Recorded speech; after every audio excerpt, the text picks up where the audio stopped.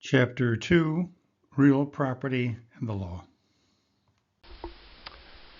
So since this is a class on real estate, we ought to define what real estate is. And before we can define what real estate is, we have to define what land is.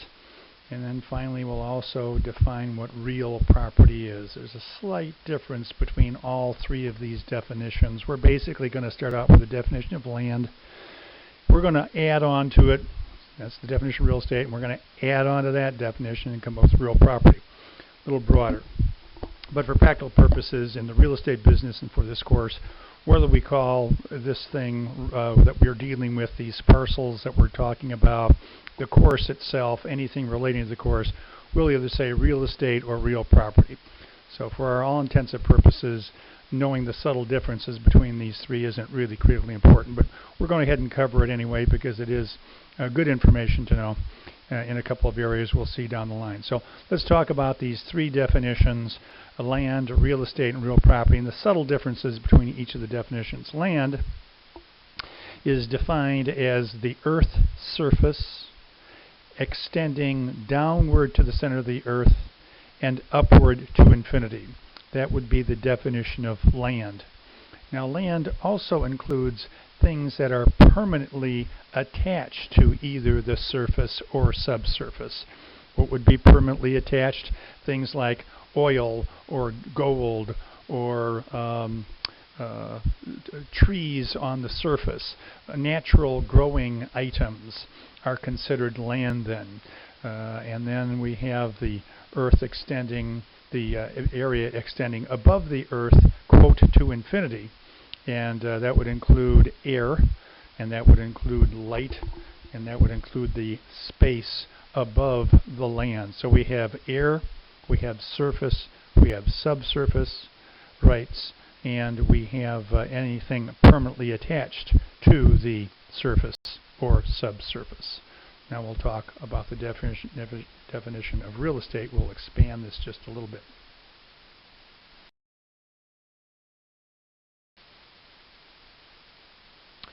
Real estate, a little broader definition, is the land plus permanent improvements. That basically means people making things better, adding to the land. That would be considered real estate. Land and permanent improvements. So we have the surface rights, we have the subsurface rights, and we have those air, oil and gas types of things, and gold below the surface. Part of our definition of land. We have air, as we talked about before, extending upward to infinity. Of course, that's subsurface rights extending downward to the center of the earth. That's what we talked about before. So we have those air, surface, and subsurface rights. Now we're going to add to them. We're going to add permanent improvements. A house is a permanent improvement. It is not designed to be moved. And of course, if we have a condominium, that's a permanent improvement. And where do we live? If we lived on the top floor of that condominium, we would actually be living in the air. We're not living on the surface. So there is another way we might understand what air rights are all about. Anything where there would be a parcel that we would own that is above the ground, that would be considered someone's air rights. And of course, anything naturally growing would be considered part of the real estate. So if we were to plant trees, plant permanent shrubs, put fences up, put utility sheds up, all of these become permanent improvements to the land, which then become part of the definition of real estate.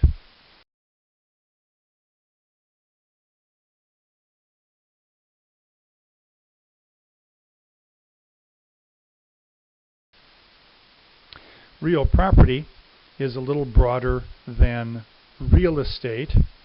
Real property is the same things we talked about before: surface, subsurface, air, things permanently attached. We want to do that. Okay, all those permanent things that we put in, or gold or other items below the surface. Okay, so that's all included.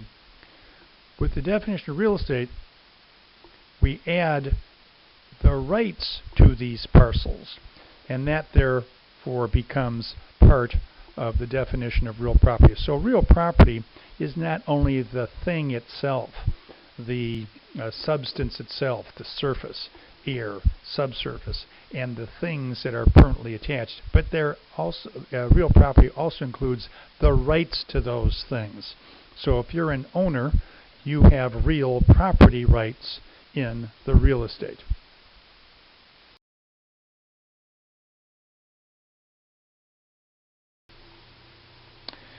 We say real estate has economic and physical characteristics. Economic characteristics of real estate give us where some of the value lies with real estate.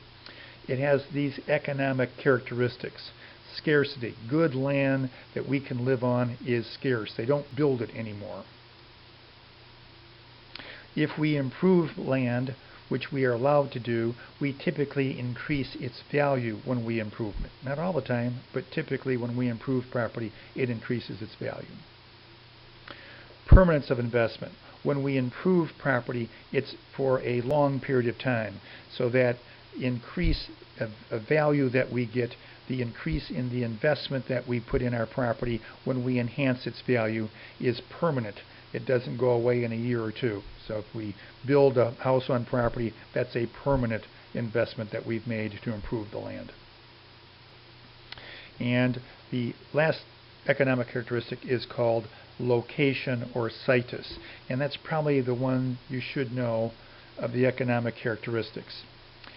Situs is a Latin word. It means site or location. What it's actually saying is that land will be affected by where it's located. Real estate will be affected by where it's located more than any one factor. If you took a property in, let's say,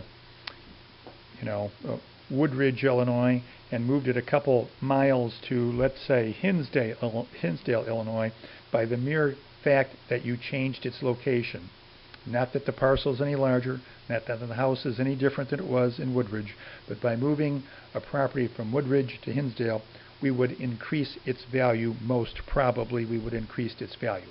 That's the impact of situs. People are willing to pay more dollar votes in value to live in one area versus another. Why? Psychologically, they see there is a better psychological return for them to live in one community versus another, for whatever those reasons are. That's the impact of this psychological force, if you will, called location or situs. People willing to pay more to live in one area versus another.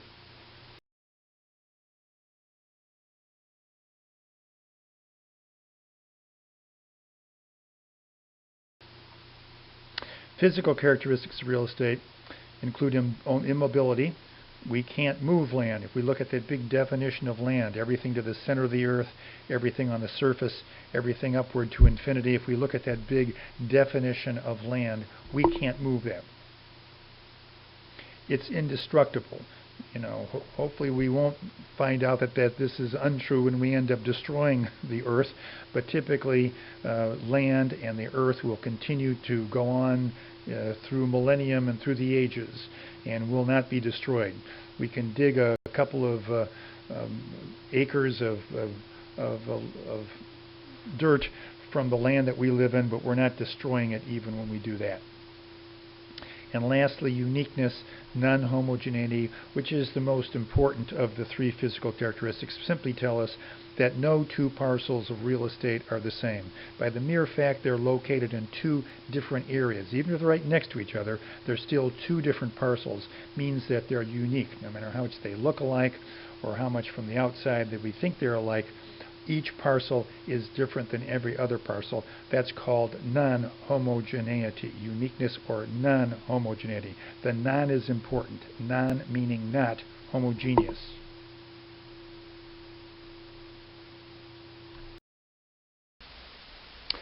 So we've learned that the definition of real property is broader than the definition of just real estate. And the definition of real property includes rights. It includes the rights of the owner. Rights of the owner include possession, control, enjoyment, disposition, exclusion. Essentially, with your property as the rightful owner, you can possess the property, you can control it, use it for your enjoyment, dispose of the property as you wish, and exclude or keep people off it. Essentially, you can live on your property, you can sell it, you could lease it, you could will it, you can exclude people from the property, you can enjoy the property to the extent that you are not impeding on the rights of other people. You can control your property so that others beyond you who might buy the property after you might be subject to certain controls, certain restrictions, even after you've conveyed the title to the property. So you can control the property while you own it. You can even control the property in many instances even after you dispose of it. So these are very, very powerful rights that owners here in the United States under what's called our alloidial system have in real property, and it was sometimes referred to as your real property rights in the real estate that you own.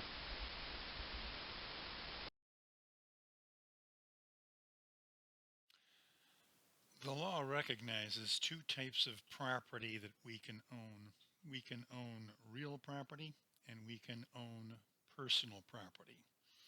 Real property, as we've talked about, are things on the Earth's surface or below the Earth's surface, air rights, and anything permanently attached considered real property. Another way of looking at real property are these are items that are immovable. Personal property, on the other hand, are movable. Personal property are items like furniture, cars, sailboats, jewelry, money. So the definition of the two is basically personal property, movable, and real property, immovable.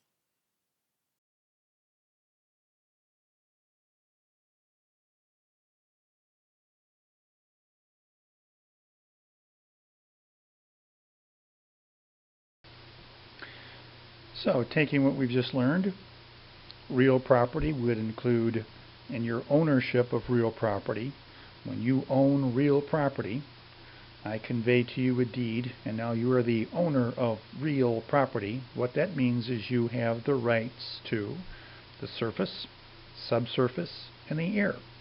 You have the right to any permanent attachments on the property, any fruits of nature, natural growing things, and then anything we call fixtures. We're going to come back to that word fixtures.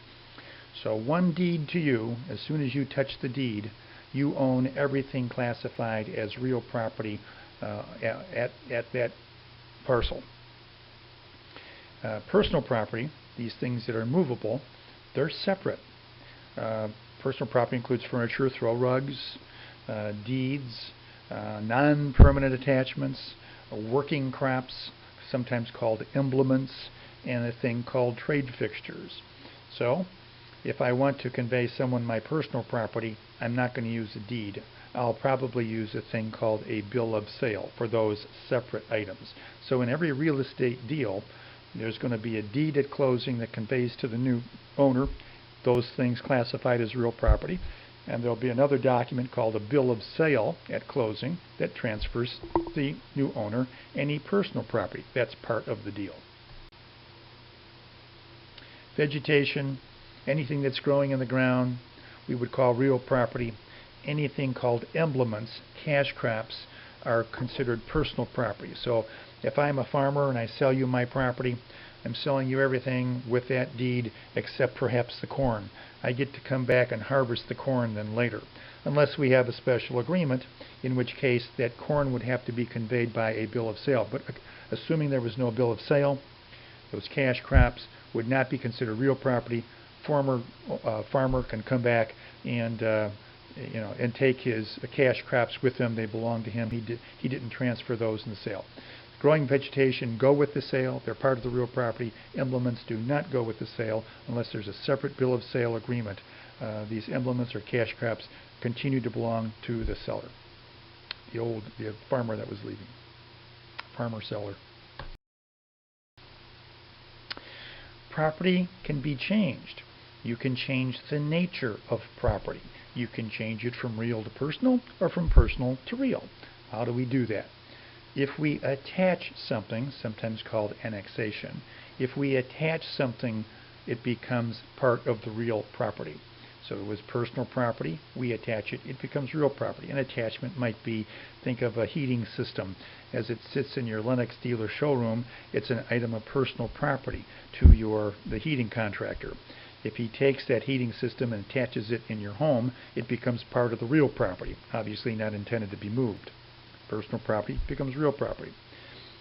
We can change the nature of real property and make it personal property by an action called severance. Think of a tree. As a tree grows in the ground, it's classified as real property. When we sever it and cut it up into lumber, it becomes personal property. Oh, by the way, if we take that lumber and build a house, what does it become? Back to real property again, doesn't it? So we can change the nature of property by attachment or severance. Real property is conveyed by a deed, and personal property is conveyed by a bill of sale. Personal property is sometimes called chattel or personalty. Chattel is a good word, you'll see that. Chattel is an old English word. It comes from the word cattle, which was the first thing that people owned. We were nomadic. So the thing that we owned that was valuable to us were these items of personal property, particularly cattle, if you will. So personal property is sometimes called chattel. And remember that term because we're going to come back to it in just a second. So personal property, chattel. Fixtures versus trade fixtures. A fixture is something that was once real property and has been so attached it becomes part of the real property. A fixture was just like the heating system I talked about before. That was an item of personal property owned by the Lennox dealer in his showroom. He sold it to you and installed it in your house. Now it becomes part of the real property. It is a fixture. Trade fixtures, when you see the term trade fixture, I want you to think of commercial tenants. Trade fixtures, sometimes called chattel fixtures, you'll see. Oh, there's that word personal property, another word for personal property, chattel. Trade fixtures or chattel fixtures are what commercial tenants use in their business. What's the big difference between these two? Well, besides one being real property and one being personal property, the big difference is this. If I convey to you by deed my real property, you also own everything in it that's classified as real property, which would include all these things called fixtures. One deed conveys real property plus these fixtures which are classified as real property. Trade fixtures, however, are different because they're owned by a tenant in his business. He can remove them before his business is up. So if you leased an empty space and you put your bowling alley in there and you've got all your bowling alleys as well as ball racks as well as your bar as well as a place to hold the bowling balls, you can take all of those out, return the leased premises back to its original vacant condition, and you can take them all with you and go start your bowling alley somewhere else. So those trade fixtures are owned and by the commercial tenants, and they can be removed by the commercial tenants before their lease is up. Personal property to the commercial tenant. By the way, commercial tenant, if you leave your trade fixtures in property after the lease expires, the landlord, the owner if you will then take possession of those. So you must remove them before the expiration of your lease. Real property definition, the fixtures, definition of fixtures. We know that they're real property, and the best thing that we can do with a fixture is have an agreement between the parties that I will convey this to you, so there's no arguing later. If there is a dispute after a transaction, whether something was an item, was a fixture, and therefore should have stayed with the property, or an item of personal property to the owner, and therefore the owner could take with him, if there's a dispute, a court will use a test. And these are the different tests that they use with the particular object. They'll say, what was the intention of the parties? How was that thing attached? Was there some kind of agreement that the parties had? And how adaptable was that item to the real property? They will use those tests then to determine whether the object was a fixture, therefore should stay, or it was simply an item of personal property that the owner could take with them. Let's do an example. Method of attachment. Let's say you bought a property and you walk in, Mr. Buyer, after the closing, and you look in those bookcases that were right next to the fireplace are now gone. And you go, hey, wait a minute, where are those beautiful bookcases at? So you go and you sue the seller, say you were supposed to have left those. Those were fixtures and were part of the real property. Seller says, no, I didn't have them attached by any bolting at all, or any nails or any screws. They were just set up against the wall. The court would say, because the method of attachment was not a permanent method of attachment, seller can keep those bookshelves. On the other hand, if these bookshelves were bolted into the wall and now we got big holes there where the seller ripped them out, the court would say, that's a fixture, should have stayed, Mr. Seller, you must bring it back. Adaptability to real property. An example of that might be your screen storm windows. After closing, the buyer looks for his storm doors and his storm windows to attach as winter comes, finds out that the seller took all those storm doors and storm windows with him, sues the seller saying that those were fixtures.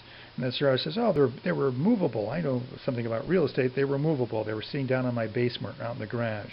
Well, the court would say, while they were movable, those screen doors and screen windows adapt themselves so closely to only that property they become part of the property or a fixture. So by the test of adaptability, the courts would make Mr. Seller bring those screen doors, screen windows back. So some examples of how a court would use those tests in determining if an item was a fixture, or in fact, if it wasn't a fixture, it was an item of personal property that the seller could take with him. So fixtures transfer with the sale. Personal property called trade fixtures belong to the tenant. Okay, one last thing as we talk about fixtures and trade fixtures. Here's the big question as it relates to fixtures. So what are you going to do with stoves, refrigerators, microwaves, window, AC units, water softeners, garage door openers, outdoor play sets? Are those fixtures and should stay, or are they personal property to the seller and they can go with the seller at the end of the closing, at the end of the deal? And this is your first real estate type of question. What are you going to do with all these? Well, the answer is going to be, who knows if they're fixtures and or personal property items, how they're attached, their method of attachment, or their adaption, all those other tests that we had, we talked about. Why don't we just do this? Why don't we put everything we can think of in the sales contract, and we don't have to worry whether or not a court would determine they were a fixture and should stay, or a personal property item of the seller and they go. We don't need that dispute. And of course the courts want that as well. The first test the court would use is what? What kind of agreement did you have? Well, that's why in our sales contract we will have, and this is paragraph 3 of the standard board contract, multi-board contract that many of you in the residential field will be using. We'll have paragraph 3 here that we'll go through and we'll just check everything out that we can possibly think of. And we'll exclude items that aren't supposed to stay, and even additional items that may not be in our checkbox here. So what we've done then is we've eliminated 99% of the things that sellers and buyers could argue as they go through this test of a fixture or a personal property item. We have a number of sources of law. The main source of law that we want to be at least aware of is this thing called common law.